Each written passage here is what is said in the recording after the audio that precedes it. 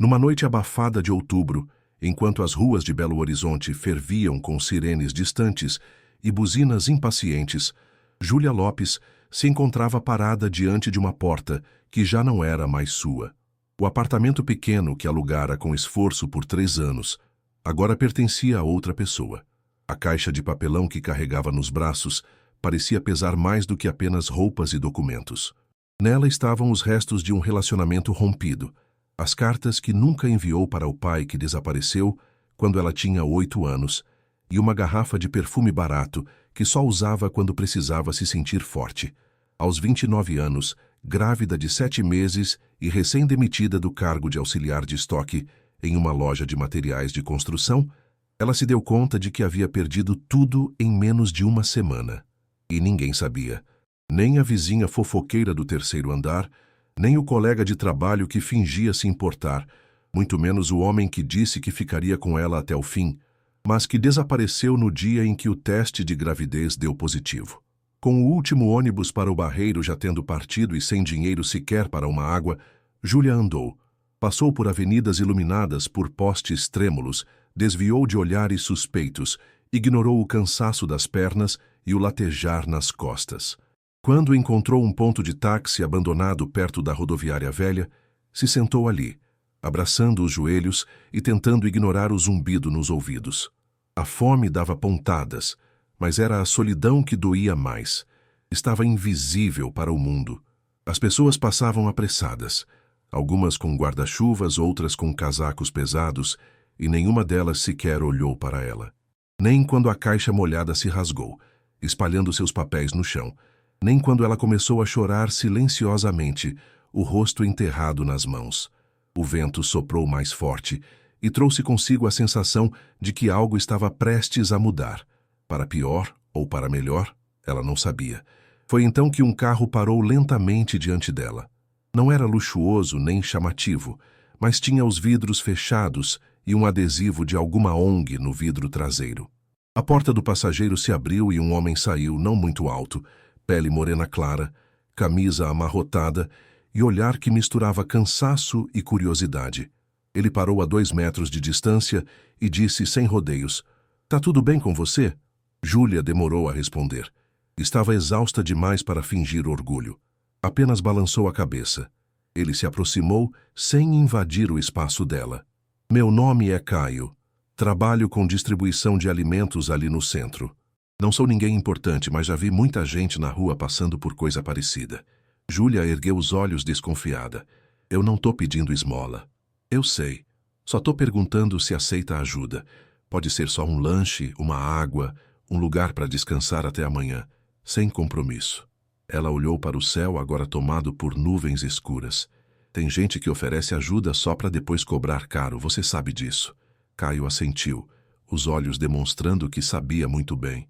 "Pode confiar. Não quero nada em troca. Nem nome se não quiser." Júlia hesitou. O instinto de autoproteção brigava com a necessidade urgente de um teto, de um banho, de parar de fingir que era forte o tempo todo. E quando o primeiro trovão estalou sobre a cidade, ela se levantou devagar e disse com a voz embargada: "Só até amanhã cedo." Caio apenas abriu a porta do carro e esperou. Nenhum discurso, nenhuma insistência. Ela entrou, e enquanto o cinto de segurança era afivelado, um suspiro escapou de seus lábios, como se há dias ela não respirasse de verdade. O carro seguiu em silêncio pelas ruas ainda movimentadas. Júlia não sabia para onde estavam indo, mas Caio dirigia com calma, respeitando sem perceber o silêncio dela.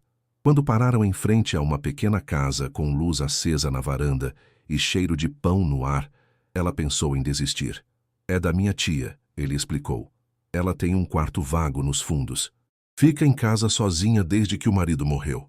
Júlia não respondeu. Estava ocupada demais tentando conter as lágrimas. Dona Neide, uma senhora de cabelos curtos, chinelos grossos e um olhar que lembrava colo de mãe, a recebeu com uma caneca de chá de erva doce e um sorriso sem perguntas. "Quer tomar um banho, filha? A água tá quente." E foi isso. Sem querer, Júlia se viu tirando o tênis sujo, entrando no banheiro com azulejos azuis e se despindo de muito mais que a roupa molhada. No chuveiro chorou baixo, mas intensamente. Pela perda, pela solidão, pela força que fingiu ter. E quando saiu, enrolada numa toalha felpuda que cheirava a sabão em pó, encontrou um colchão arrumado, um cobertor dobrado e uma bolacha de água e sal ao lado da cama. Caio bateu de leve na porta e disse do outro lado: "Amanhã você decide o que quer fazer. Só dorme agora. Tá tudo certo." Júlia deitou.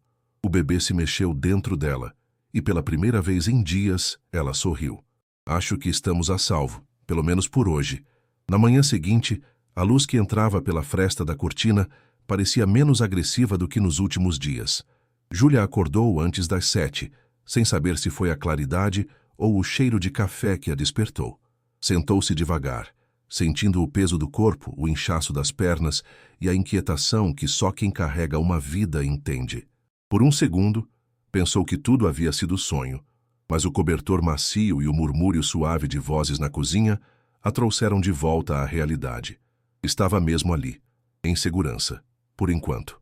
Vestiu uma camiseta que Dona Neide deixara sobre a cadeira, larga, confortável, cheirando a armário antigo, e seguiu até a sala. Encontrou a senhora mexendo uma panela no fogão, enquanto Caio secava uma caneca, com o ar de quem não sabia muito bem como se portar. "Bom dia, filha", disse Dona Neide com um sorriso que aquecia mais do que o chá da noite anterior. Júlia respondeu com um aceno tímido. "Fiz mingau de aveia com banana. Não sei se gosta, mas faz bem pro neném." Ela hesitou. "Gosto sim, obrigada." Sentou-se devagar e comeu em silêncio. Caio respeitou o tempo dela, limitando-se a dizer: "Quando quiser conversar, tô por aqui." E saiu logo depois. Nos dias que seguiram, Júlia foi se permitindo existir de novo. Não por completo, mas aos poucos. Tomava banho com mais calma. Lavava o próprio prato. Ajudava Dona Neide a varrer o quintal. Caio aparecia de vez em quando, geralmente à noite, sempre com alguma desculpa nova. Trazer frutas, perguntar se precisava de roupas, deixar um contato de uma assistente social que talvez pudesse ajudar. Júlia agradecia com a cabeça, mas por dentro não sabia lidar com tanto cuidado, não estava acostumada. Havia aprendido desde cedo que tudo vinha com um preço. Mas com Caio, as intenções pareciam neutras, sem expectativa, como se ele apenas quisesse que ela não caísse de novo. Em uma tarde de sexta-feira, enquanto estendia lençóis no varal, Dona Neide se aproximou e disse sem cerimônia: "O menino gosta de você." Júlia corou. "Ele nem me conhece." "Justamente. E ainda assim tá sempre por aqui. Nunca vi ele fazer isso por nenhuma outra moça." Júlia quis responder, mas o nó na garganta não deixou. Talvez estivesse começando a sentir algo também, mas não queria. Era cedo demais, incerto demais. Ela ainda precisava entender a própria dor antes de compartilhar a cura. Na semana seguinte, recebeu uma ligação da prefeitura. A assistente social que Caio indicara conseguiu encaixá-la em um programa provisório de apoio a gestantes.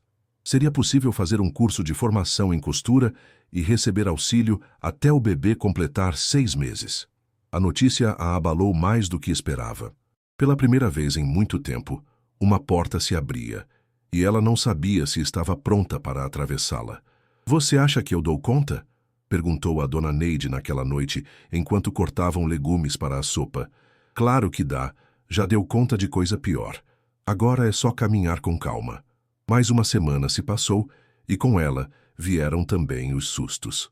Uma madrugada, Júlia acordou com dores fortes e respiração descompassada. Acordou Dona Neide aos prantos, achando que o bebê viria antes da hora. A senhora chamou Caio às pressas, e ele apareceu com o carro em menos de 15 minutos, ainda de chinelo e casaco aberto. Levaram-na à maternidade pública da região, e depois de alguns exames, a médica explicou que era apenas contrações de treinamento, comuns nessa fase. "O bebê está saudável", disse sorrindo, "mas você precisa descansar mais. Andou carregando muito peso emocional, moça." No caminho de volta, Caio dirigia em silêncio, os olhos fixos na estrada molhada.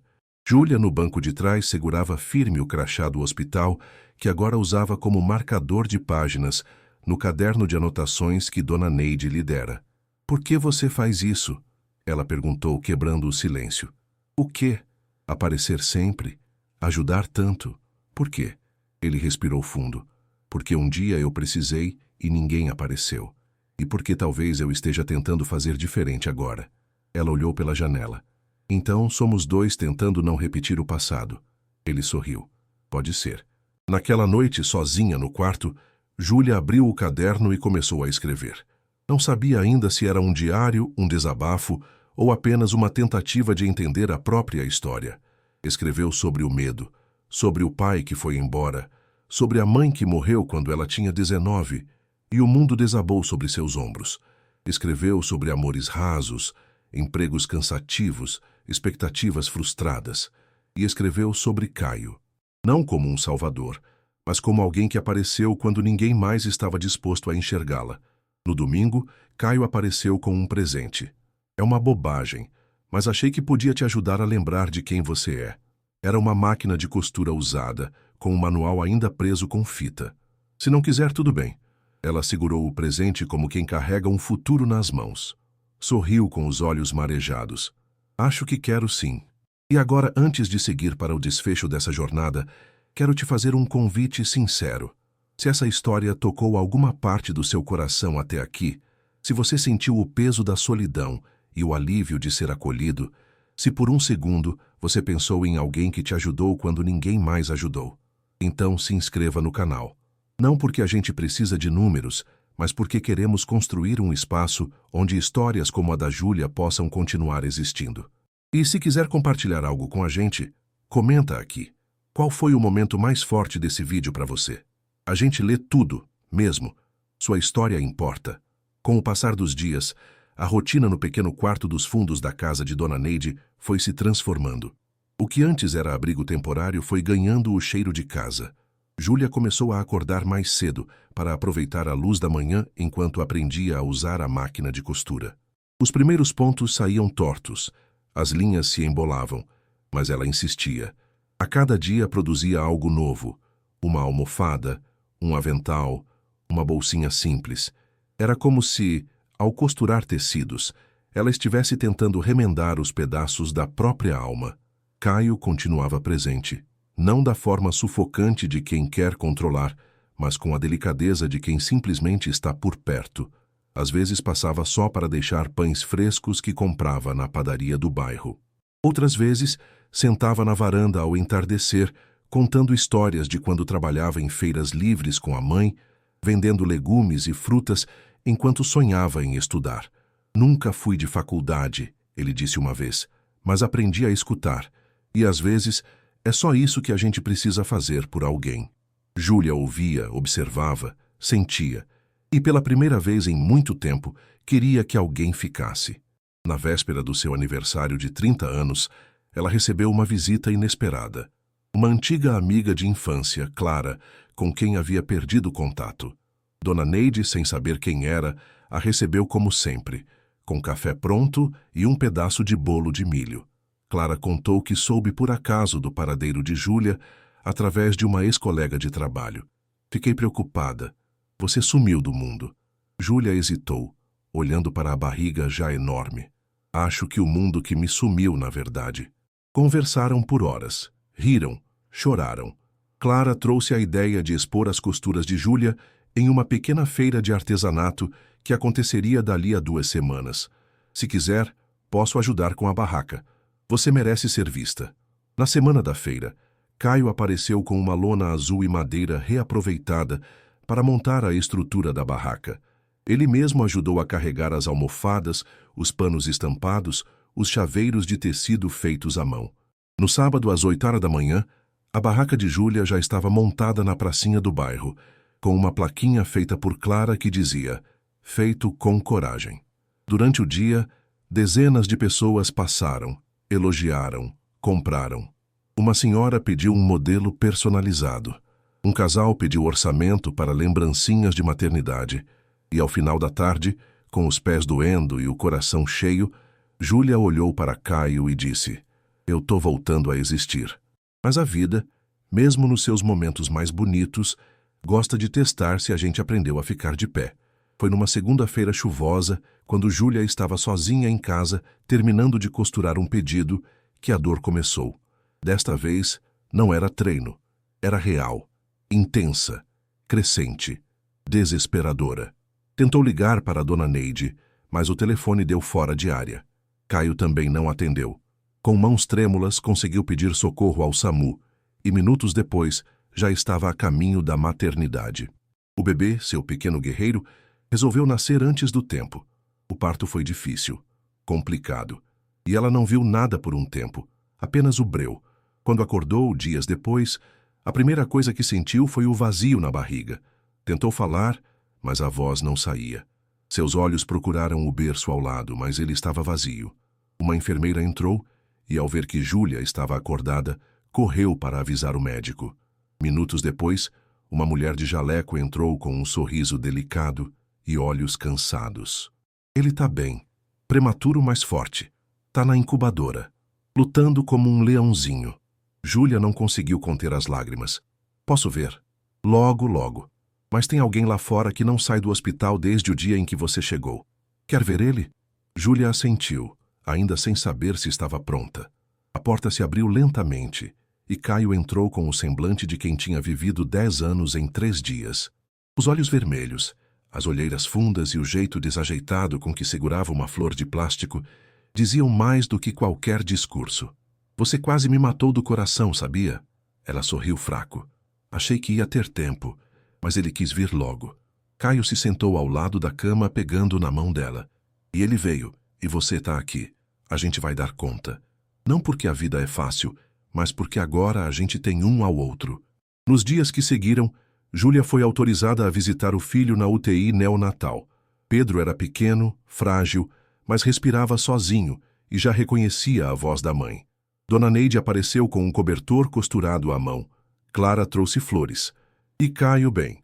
Caio já fazia parte de tudo. Era como se o destino tivesse costurado os caminhos deles com a mesma linha invisível que unia mãe e filho. 2 meses depois, já em casa com Pedro dormindo no carrinho e o sol da tarde aquecendo o quintal, Júlia sentou-se ao lado de Caio com uma xícara de chá nas mãos. Sabe quando eu soube que não estava mais sozinha? Ele olhou para ela. Quando? Naquela primeira noite aqui.